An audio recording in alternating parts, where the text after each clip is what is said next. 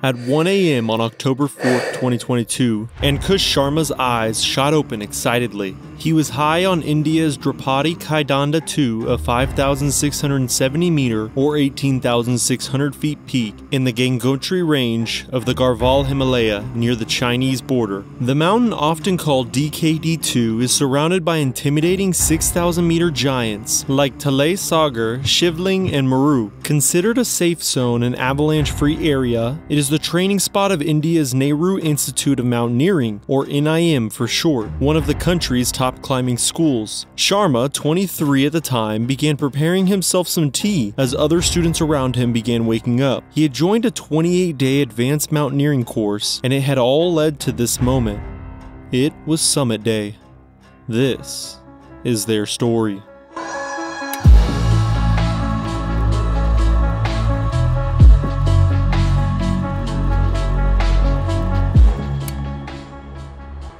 After Tenzing and Hillary completed the first ascent of Everest in 1953, the sport saw a major boom in popularity. India particularly gained a national interest because Tenzing resided in the country. This increase in demand saw the birth of certain organizations, like NIM, which was formed in 1965.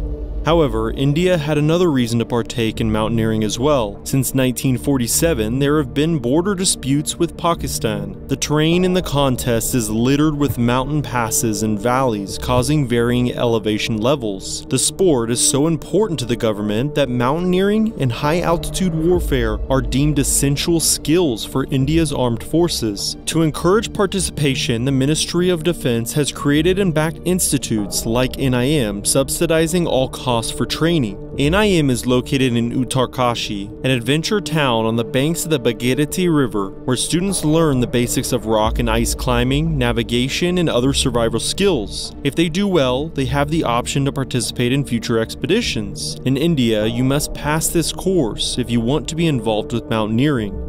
There is no other way. The demand for one of these spots has gotten so high, the wait is more than 2.5 years. On October 4th, NIM's expedition of DKD2 would be well underway with 46 participants. 7 instructors led 34 students, 3 porters, and 1 nursing assistant. They would also be a solo climber unaffiliated with the group that set out after them and planned to ski down the summit. Sunil Lalwani, a 28-year-old Mumbai native with short dark hair, did not wake up at 1 a.m. for tea, but instead slept an additional hour. Lalwani formerly worked in marketing, where he had limited free time, but he quit after learning about hiking in 2015. The outdoors altered his life. Another 28-year-old, Deep Tucker, a part-time fund manager with a close-cropped beard and glasses, traveled from Gujarat, a coastal city in India, to the highlands in the state of Himachal Pradesh to prepare for legendary mountains like Nepal's Ama Dablam. His first 5,000-meter summit would be DKD2. Outside, there was a slight cold breeze as tiny snowflakes began pelting the students. By 3:30 a.m., the sky was clear,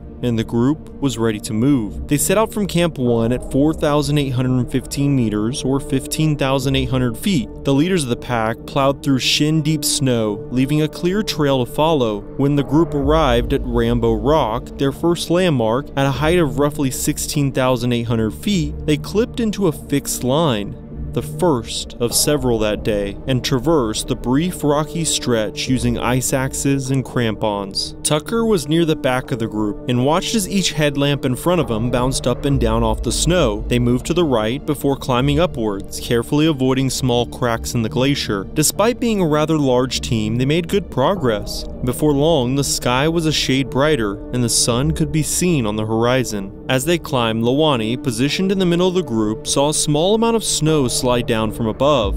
It was not enough to knock anyone over or deter them, but it certainly alarmed the young climber. Although the students would take comfort in knowing that NIM picked DKD2 for a reason, it was a very safe peak with no reported accidents since 1981. Sharma, one of the most enthusiastic students in the group, was at the front with the leaders. His eyes grew big when the summit came into view. They only had about 150 meters or 500 feet left to go, but needed to wait for additional fixed lines to be set up by the instructors. Nearly all of the 46 climbers were gathered together on the slope and ready to ascend while fastened to the fixed line with a carabiner. They were outfitted in the traditional orange helmets and red and blue jackets with NIM patches on the chest. Right around 8:30 a.m., Sharma took a step and unclipped himself from the end of the fixed line. He had reached the summit snowfield. He walked towards an instructor who was already at the top. It was completely silent. Then a crack formed.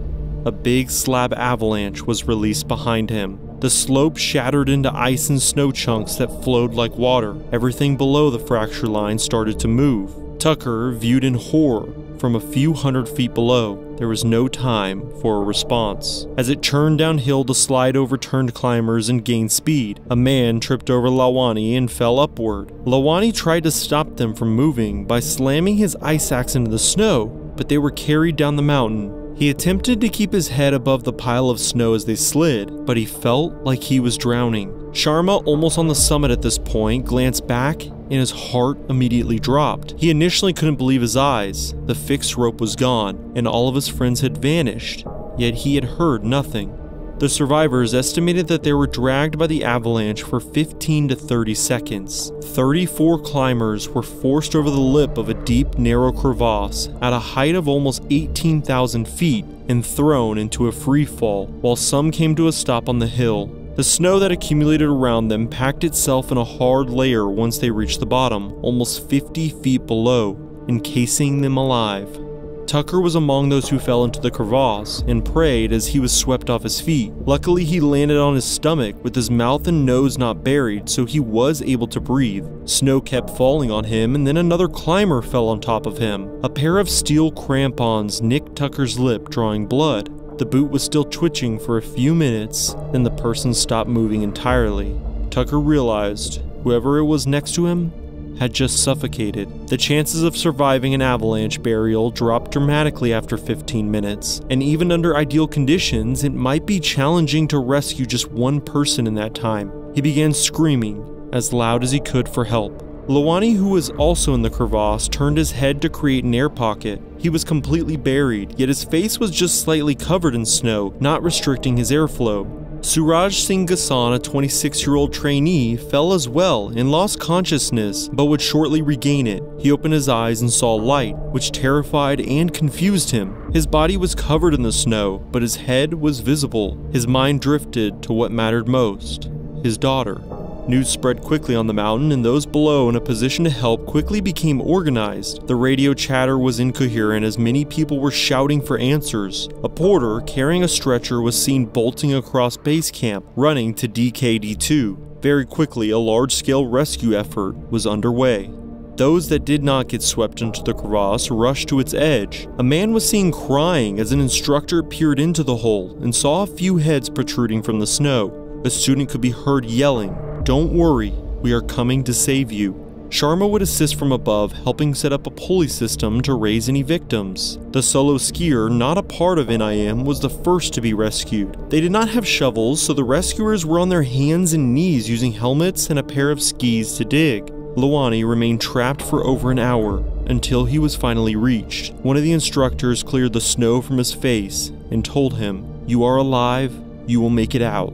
Tucker was also confirmed to be alive, and they began digging around his body as well.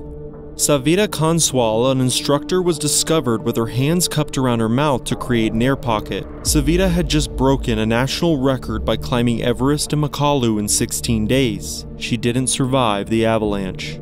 Tucker would be removed after 3 hours and shouted, "I don't have my leg, I can't stand." An instructor lent him his jacket. As they placed 3 more climbers next to Tucker, all 3 were dead. Some of the men back at base camp tried to help as much as possible. A team was quickly organized as they would set out on foot to the avalanche location. But the weather began to worsen, and by 1:30 p.m., a storm had settled on the mountain, causing a whiteout. It was not long before they heard the first confirmed death over the radio, followed by another and another.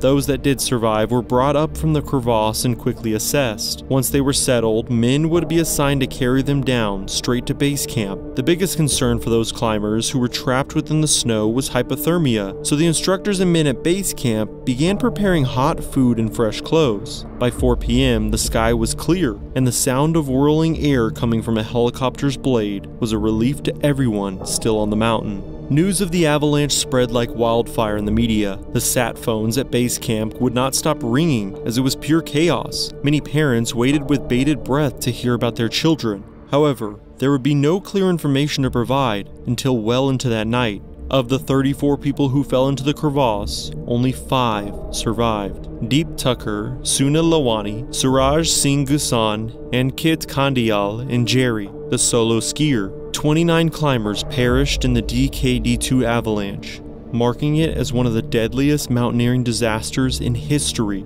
Their ages range from 18 to 47. The victims came from all walks of life. Many were fathers, solo breadwinners, promising young mountaineers, military personnel, a yoga instructor, a boxing aficionado, and others. A circumstance where there are 29 entire burials deep inside a chasm makes rescue difficult. On that day, only those who landed with their heads above the rubble avoided being washed into the chasm. The local media almost immediately began asking why this occurred on such an infamously safe peak. There was an investigation, and there are some theories, but honestly, the actual reason will never be known for certain. A NIM spokesman did come forward after the incident and cited the organization's long-standing relationship with the mountain and their excellent safety track record. The reality is that sometimes in the mountains, you can do everything right and still end up in trouble. It is no one's fault. It is simply a part of the sport. The student Ankush Sharma would make it back to base camp by 9 p.m. that night, exhausted and barely able to move. His friends were crying around him as they hugged each other for comfort. "We could not save them. They all died in front of us. They were young kids," one of the instructors, Khan, said. No one could remember experiencing a night that dark on DKD2 before.